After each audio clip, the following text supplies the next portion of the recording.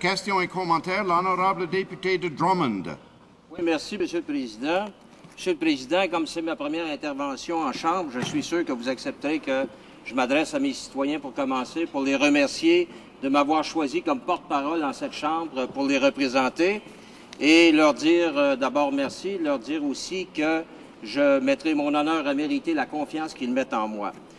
Je remercie également pas le ministre, mais le chef du NPD qui vient de nous faire un discours assez important. J'aimerais lui poser une question, mais établir avant la chose suivante.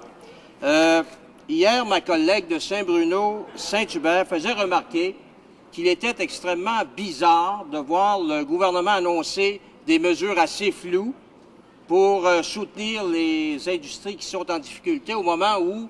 on fait par ailleurs des coupes, comme on le fait dans l'industrie culturelle, donc des coupes dans des industries qui fonctionnent très bien. On voit donc une dichotomie entre ces deux choses-là.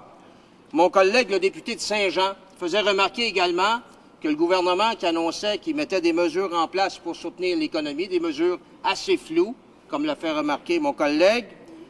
refusait de faire que les achats militaires aient l'obligation d'être en partie dépensés ici. Et mon collègue, le chef du Bloc québécois, faisait remarquer qu'il y a des milliards, bien sûr, qui dorment à la Société centrale d'hypothèque et de logement, qui dorment littéralement au moment où on refuse d'établir le logement social ici, ou des mesures pour relancer l'économie par la création de logements sociaux. Dans mon comté, moi, j'ai plusieurs compagnies chinoises qui sont venues s'investir à Drummondville, et ce n'a pas été sur la recommandation ou par l'aide du gouvernement fédéral, mais par l'aide du milieu qui a fait de nombreux voyages en Chine pour aller chercher ces compagnies-là. L'une de ces compagnies-là est une compagnie qui prend des pneus, qui les réduit en poudre et qui vend à une autre compagnie de Drummondville, la compagnie Soprema, qui est une compagnie qui a réussi à obtenir des contrats en Chine, dont le contrat du toit végétalisé du Stade olympique de Chine.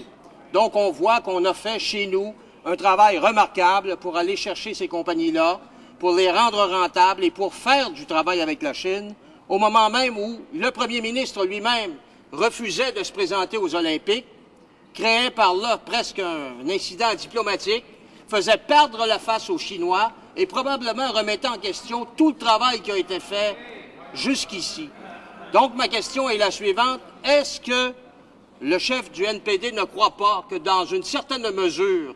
compte tenu des exemples que je viens de donner, le gouvernement de l'autre côté ne joue pas aux pompiers pyromanes, nous annoncer des mesures très floues pour relancer l'économie, mais d'un autre côté, prendre des mesures qui ont pour effet de détruire cette économie. Question et commentaire, the honorable member for Moncton Riverview.